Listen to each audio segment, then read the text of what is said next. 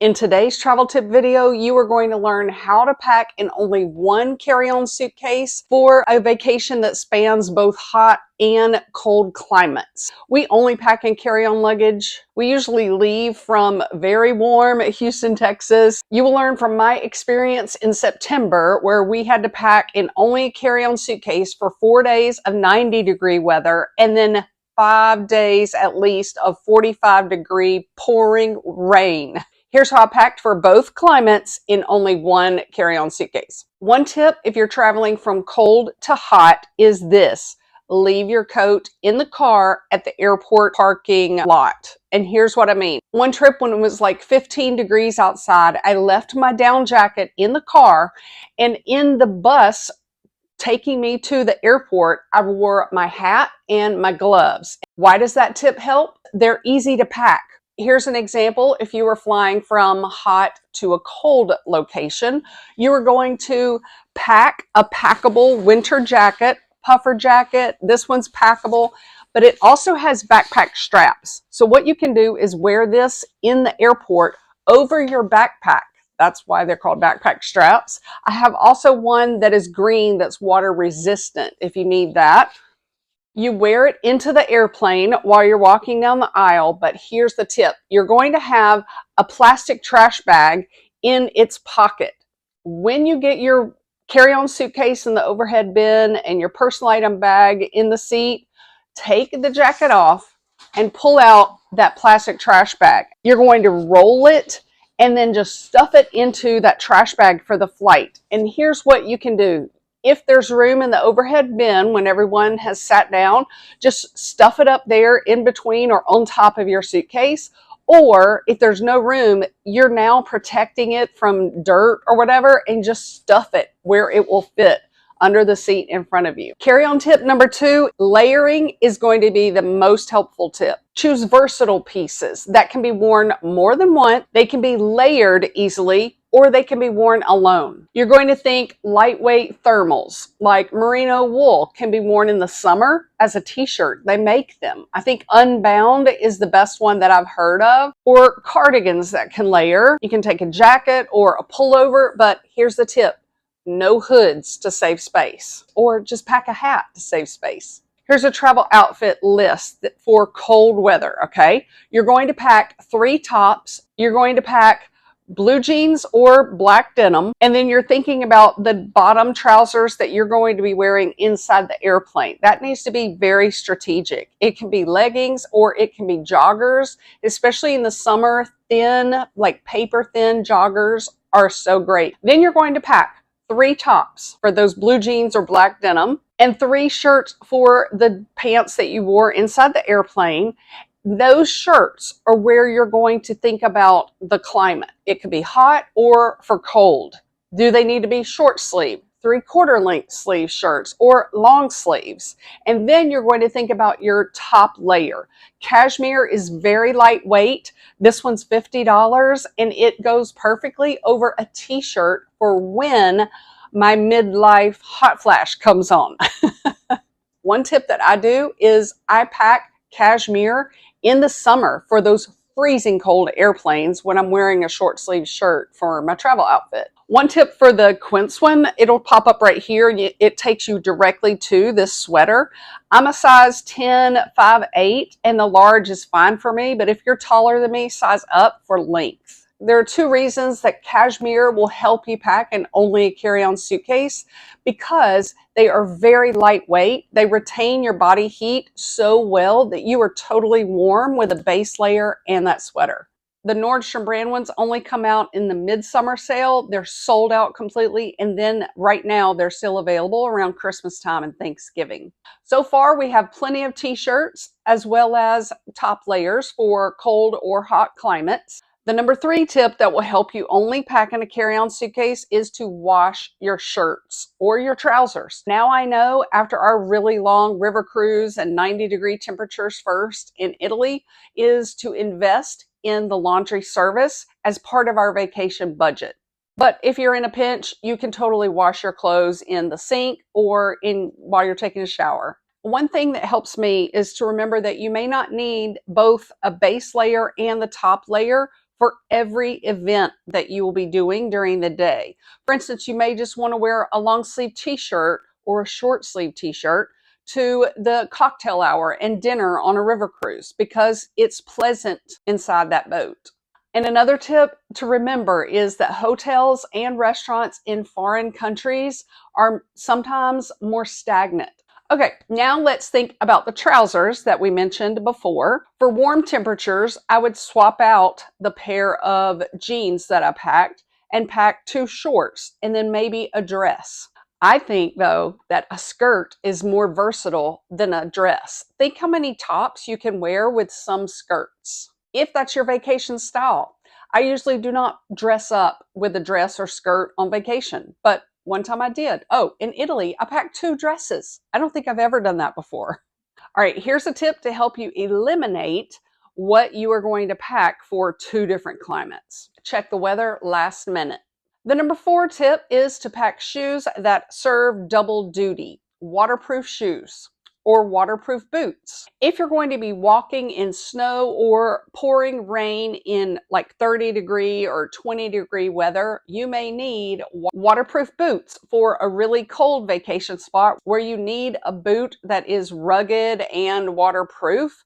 Or in warmer climates, you're going to need sandals that can serve you in 2 ways. You want those sandals to be comfortable for sightseeing, but you also want them to maybe be versatile enough to get you into a restaurant. Or for warmer climates, you may want sandals that can be dressy or dressed down for a more casual day of activities. One tip to help you eliminate the shoes that you will be packing for a cold climate: will you really be walking through snow?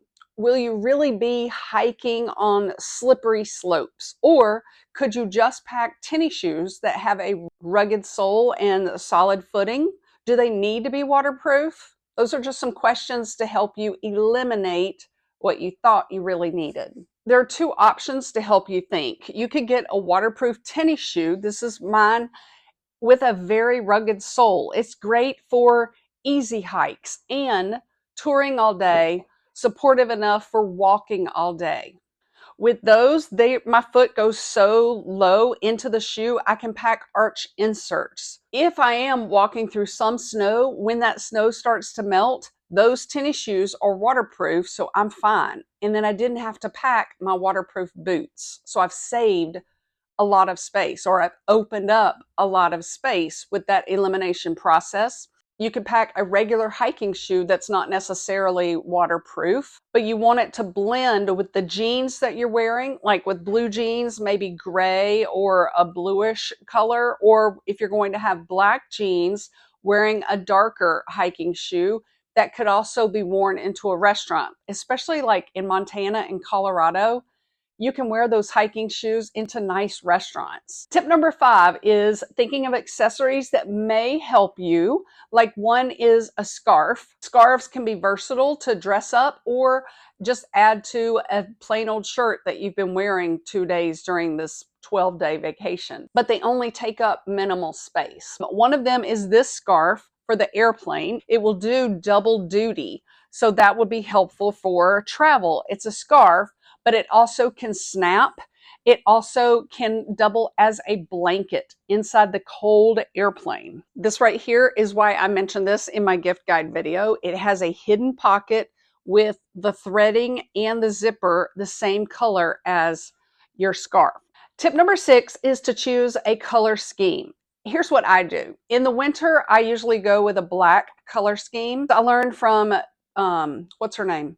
Love and London, who does all London itineraries and tips. She said that if you wear or pack black jeans, put on a nice top, and you have black shoes, you will be appropriately dressed for any restaurant. When you choose a color scheme, it helps you save space because all of your pieces are versatile. You can pack black jeans, black hiking pants. These come in 3 different lengths. They're so soft, and they have pockets down the legs too. And the waistband is super soft as well. Or pack black leggings for the airplane ride or something like that. In the summer is when I use more color or more pattern bottom pieces that will then be versatile with all my t-shirts. The number 7 tip is your jacket. I want you to think about the coat that you might think you need to pack. For a rain jacket, do you need to pack the hood if you're going to have an umbrella? We had strong winds in September and 45-degree temperatures, so I am so glad I had my hood.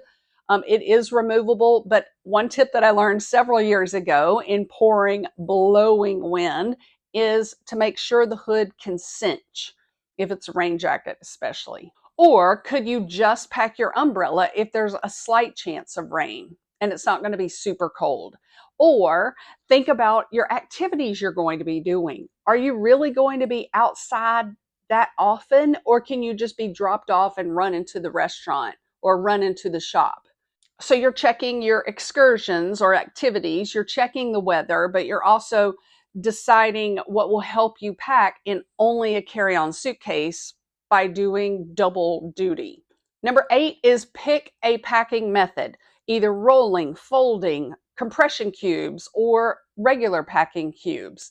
It helps you stay organized and it kind of gives you a boundary when you're thinking of packing. After years of my YouTube viewers telling me you've got to try compression packing cubes, I finally did. I have the best ones. They come in a set of like 6 or 7 very high quality zippers, and they have 2 zippers, so no vacuum needed. They do compress the air between your clothes, which gives you more room for packing, unless you have to worry about weight. We never have to be concerned with weight for our luggage. Number 9, a travel hack for blizzard weather. You're going to pack 1 shirt, 2 pairs of undies, and socks in a compression packing cube. I put mine in the smaller one. You're going to pack that compression cube in the bottom of your personal item bag. For some reason, around Thanksgiving and Christmas, when there's some blizzard, that's when airlines seem to lose luggage. So you're going to be prepared by having that travel hack just in the base of your personal item bag. And you've also taken out that shirt from your carry-on suitcase, so you've made more space. Here's a tip if you're flying from the cold to a beach location. What I have done, because this has the computer sleeve pocket, but it also has this hidden streamlined pocket that is the whole depth of this tote bag.